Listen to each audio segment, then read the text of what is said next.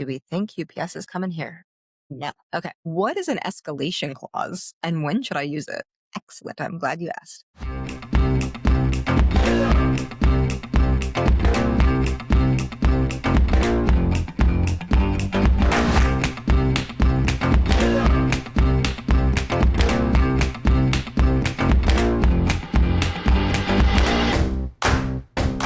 Welcome to Kira Gets Real Estate.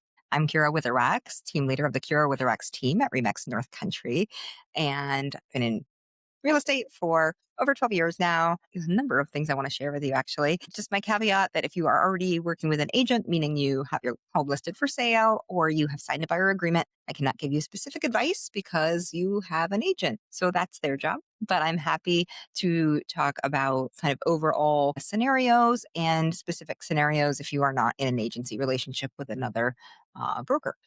And I'm not an attorney, so I cannot give you legal advice. I'm also not an accountant or CPA, cannot give you tax advice. So those are the things I can't do. But what I can do is answer questions. Please go to my website if you guys have any real estate questions. I'm happy to share with you my insight on everything going on and also give you some stories along the way. So let's get started. So I was fortunate enough recently to speak with a number of classes at a high school for the financial literacy class. So that's a new, I think, newish requirement in New York State schools, which I think is fantastic. That's something that we should definitely be giving students a taste of. And something I talked about when I was there, just because I think it's important to share when you have, I didn't have a microphone, but when you have the platform, that's the word. When you have a platform, I'm going to take advantage of it and share some information that I think is useful. So something that really struck with me when I was kind of trying to figure out my next steps is always be building capacity. So when you don't know what your next step is, whether that means I don't know what I'm going to do after high school, or I don't know what I'm going to do after college, or I don't know what my next business move is, or I don't know when I'm going to find the house I want, right? Be building capacity. And for me, that falls into three buckets. The first one being financial resources. So save in any of those life changes, right? You're never going to be sad if you have a little money saved up. It's helpful if you are trying to figure out where you're going to live next. It's helpful if you're trying to figure out where you're going to work next, or if you're going to start a business, if you're going to buy a house. All of those sort of next big things are a whole lot easier if you have a little bit of financial resources. So even if you don't know what the next thing is, start saving for it. And really, as I was telling the high school students, that's a great skill to start doing. Everybody says, I will save more when I make more money. And that is not what humans do. The statistics just show that that is not what anyone does. When you make more money, you spend more money. And so if you start that practice when you're not making a lot of money and just have that be part of your monthly budget, it will be something you continue to do as you make more money. So that's the first bucket. The second one is human resources. So build your capacity in terms of who you know, your sphere of influence. So that can definitely be online for sure, whether it's followers or however you're out there in the world, but also humans in real life, because we're all desperate for connection now. We're so digitally connected that human face-to-face interactions are happening less and therefore more meaningful than they've ever been. So, as I was speaking with the high school students, I explained how important it is to meet people in your community, start to build connections, because that's where your opportunities often come from. That's where you might meet somebody that leads you to something that, is your next job opportunity, or you learn about a neighborhood that you want to live in and so there's a house coming on the market. Whatever the situation is, having a wide network is very useful. So build your capacity in that way as well. And then the third one is skills. So in terms of high school students, of obviously continuing on your path to graduation. And at that level, you have so many opportunities available to you. You can learn how to weld or learn how to cook or whatever the case may be. But even as you become an older adult, I think being open to continue to learning, and not just because it's required or makes sense for your career move. If you're curious about pottery, take a pottery class. If you want to be a better public speaker, take a class about that. There's so many things in the community where you can learn new skills, and it doesn't have to be for a career move. It can be because you're curious. And the more skills you gain, the more well-rounded you are, the more different people you meet, the more capacity you have for when your next opportunity arises. That is something that has always stuck with me as I've sort of progressed in age and career changes and kind of look towards what's next. For someone like me, it's a great way to feel less anxious about the not knowing and not having a plan. It is a plan, right? It's a plan to have capacity in these three ways, and those will guide me to whatever is next. And I will be ready for whatever is next because of those things. Here's a great question we have. Can the seller cancel the contract during the attorney review period? Yes. However, so can the buyer. So in our market, we have a fill in the blank contract so that we are not practicing law, and our attorneys review the contract after the buyer and seller have signed and have agreed to the terms. And they then have typically 7 calendar days, which usually is 5 business days, but sometimes there's a holiday, so it's a little less. They have those days to review the contract and make any changes that they would like to see. It also gives the client, the buyer or the seller, an opportunity to discuss the contract with their attorney and ask any questions and that sort of thing. However, during that time period, the attorney can deny the contract, cancel the contract for any reason. So I had a situation where the seller had accepted an offer. 2 days later, we got a showing request. So they were technically legally under contract, which when you're legally under contract, you have to tell any potential buyers that you are under contract. And so I said to my sellers, do you still want to show the house? We're so new into this. I think you should. We haven't had an inspection yet, et cetera, et cetera. They said, oh yeah, absolutely. I said to the buyer's agent, we are under contract. Would your buyer still like to see the house? They said, yes, absolutely. So they looked at the house and they made a higher offer. And because we were still in the attorney review period, legally the sellers can cancel the first contract and accept the second one. It's always very emotionally charged when this happens, and it's not something that we love doing. It's not something usually even that the sellers love doing, honestly. They usually feel a little awful about it and only do it if it's substantially more money. And, before you judge sellers out there, most people would do the same thing in their shoes, right? So in that situation, I usually tell my sellers, look, here's the deal. You talk to your attorney about what your legal options are. The attorney says, yes, you can do this. I can cancel this if you want. And if you want to, you can give the first buyers the chance to match the second offer if you want to be kind in that way and give them the opportunity, or you don't have to. You could just say, nope, we're taking this one. And it's interesting. My personal opinion, this is not professional opinion. My personal opinion is I do think it's kind to say, hey, we had this second offer. Would you like to match it? We'd like to stick with you if you match it, right? It's almost always harder when the sellers choose that, because instead of the buyers being told, sorry, you're done, you're out, too bad, they are told, hey, here's the situation. Do you want to match it? And their sort of emotional roller coaster is a little different, because they go more into the denial and upset and panic, which I think they probably have those emotions even if we do it the other sort of quick way. But if we do it the quick way, the seller doesn't have to be a part of that. If we give them the opportunity to match it, we're then wanting them to go through that emotional cycle as quickly as possible and come to a decision so that we don't lose that first offer. Well, no, at that point, it would be the second offer. So we don't lose that second offer. So it can be a very stressful time for all parties involved. Nobody's excited, but sometimes it does make sense. So, I would say in my 12 years in real estate, I've only been a part of that happening, I think, maybe 5 times. It really doesn't happen a ton, but it does happen. And so, yes, it can happen. Both parties have the right to cancel. I have also had buyers cancel. I have had buyers write an offer, super excited. They sleep on it. Well, their offer's accepted. Then they sleep on it. And the next morning they call me and they're like, oh my gosh, no, we aren't ready for this. We're not doing it. We need out. And then they call their attorney and they get out. I mean, that is also perfectly legal. So it does happen on both ends. And it's certainly hard for everybody, no matter how it happens, but it definitely can happen. So this is a situation that happened to me recently that made me want to tell you guys, but this comes up all the time. So I had clients that were in a multiple offer situation and they were trying to reach their lender because they needed to talk about their options to see how much they could get approved for and how, what that payment looked like, to see if that's something they really wanted to do or how high they wanted to go, yada, yada. So in that situation, They reached out to me because, they said I called the lender and I got the receptionist and I'm trying not to panic, basically. Our deadline is coming up for our best and final offers for this multiple offer situation. I said, okay, do you know who you spoke with? Did they tell you a specific time you're going to get a call back? No. Okay. So I said, let me see what I can do. And so I called the office and I, asked to speak with a specific person. I got that person. I said, look, here's the situation. This is urgent. This is why. And then my client got a call back in like 3 minutes.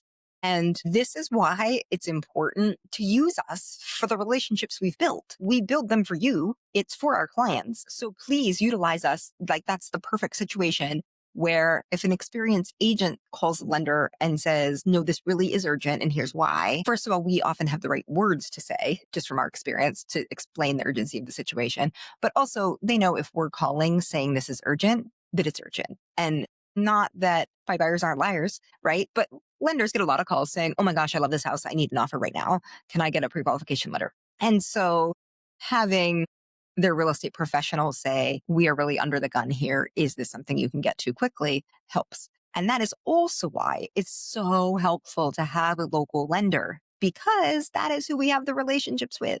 If I were to call a national lender that's mostly online, I would get zero service.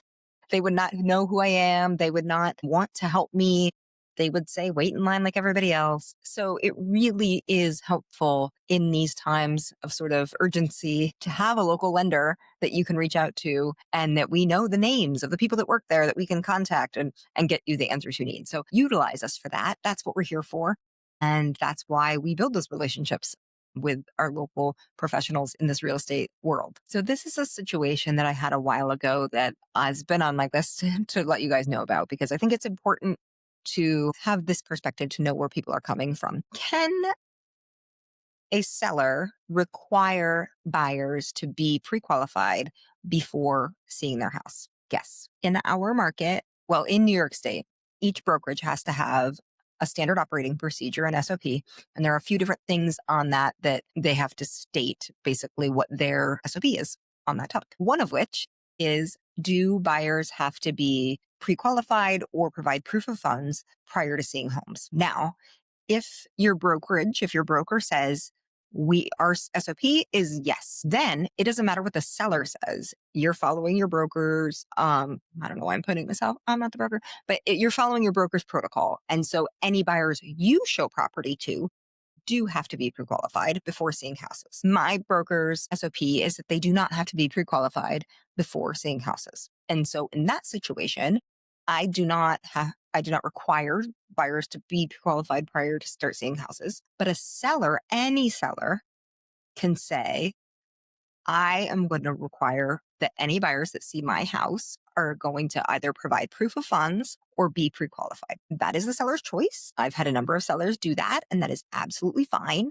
And in that situation, of course, me as the listing agent, I am the one who is telling the buyer's agents that this is the situation.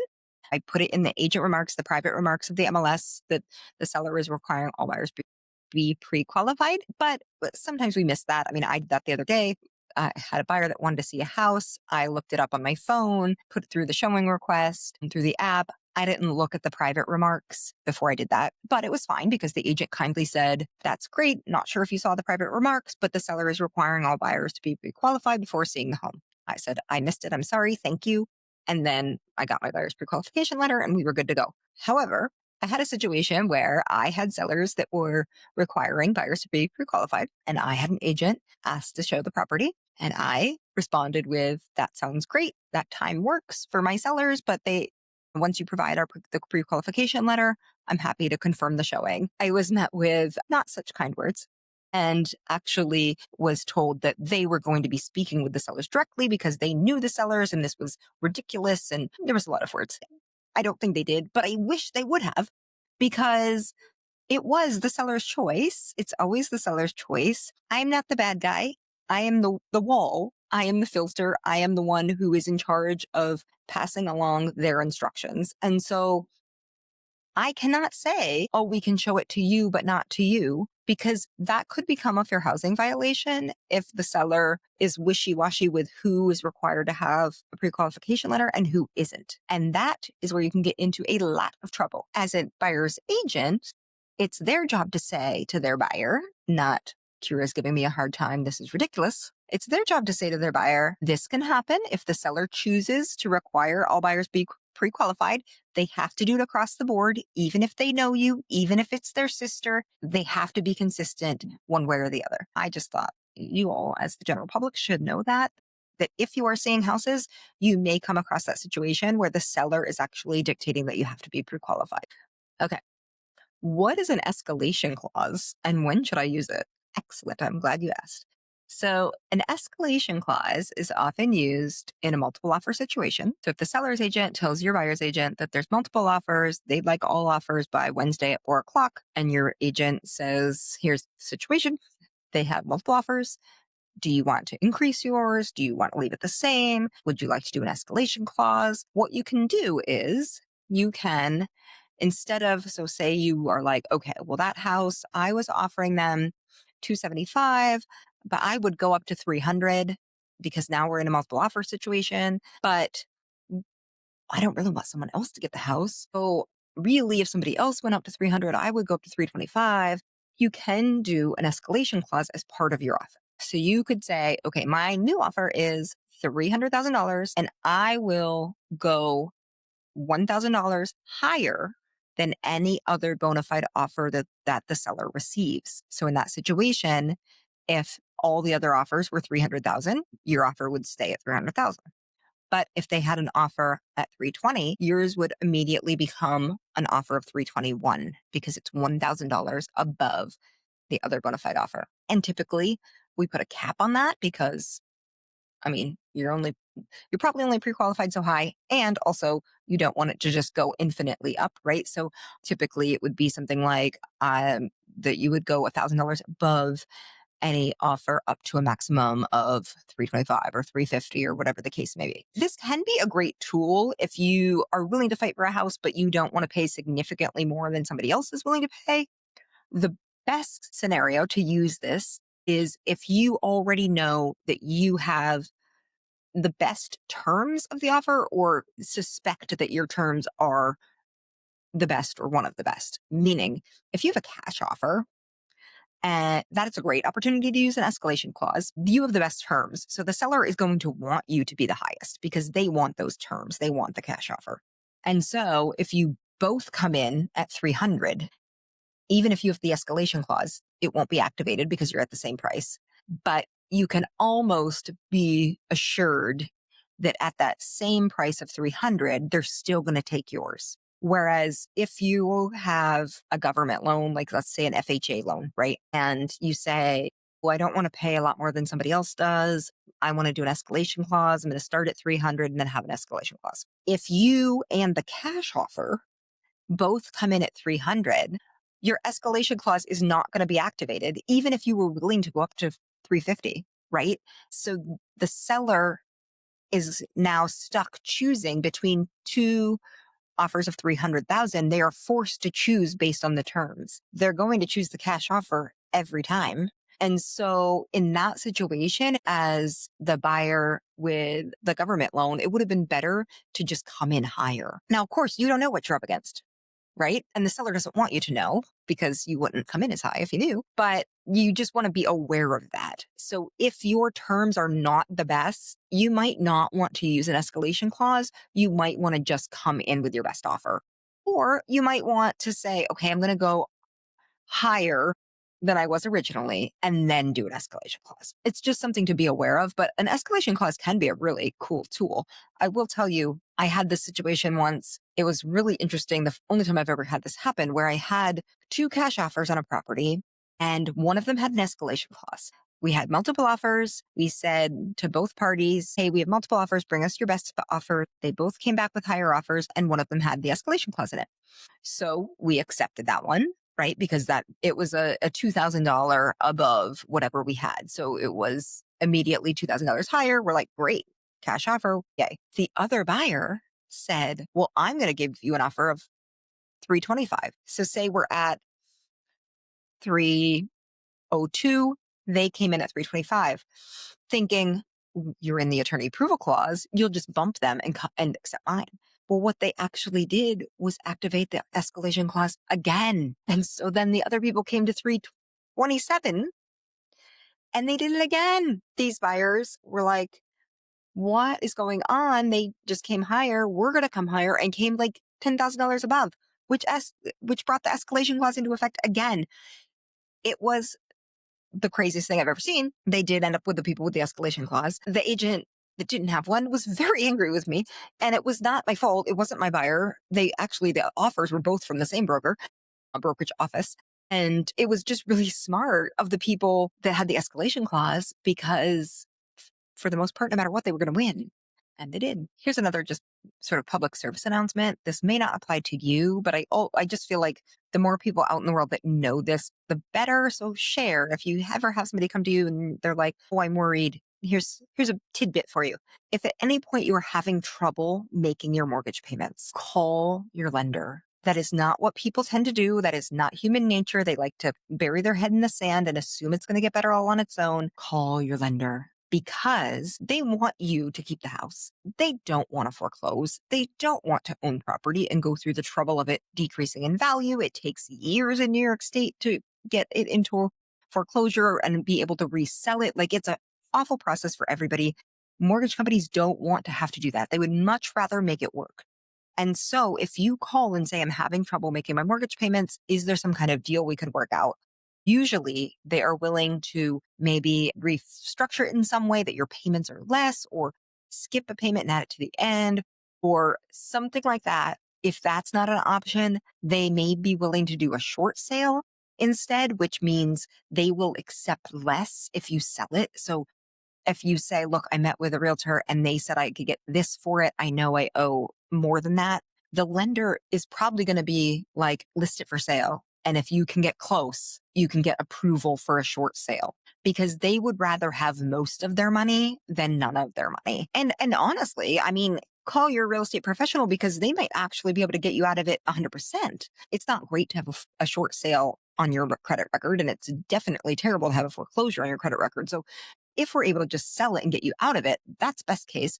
But my point is, there are options, and there are a lot of options before you get to foreclosure. Most people are just embarrassed and don't want to take the initiative to call and ask for help. It is way better for you and anyone that you support, your family, whoever lives with you. It is way better for everybody involved if you are proactive about it.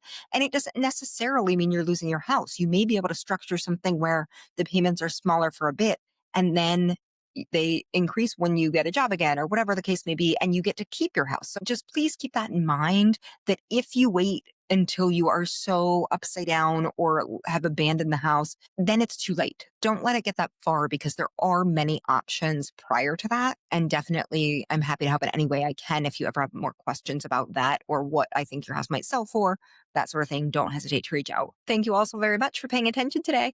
I hope you have a great, great day. Don't forget to check out my website, KiraWitherwax.com. You can find the blog, the podcast. You can ask questions there, and we will answer them live on the podcast. So check it out, and take care, everybody.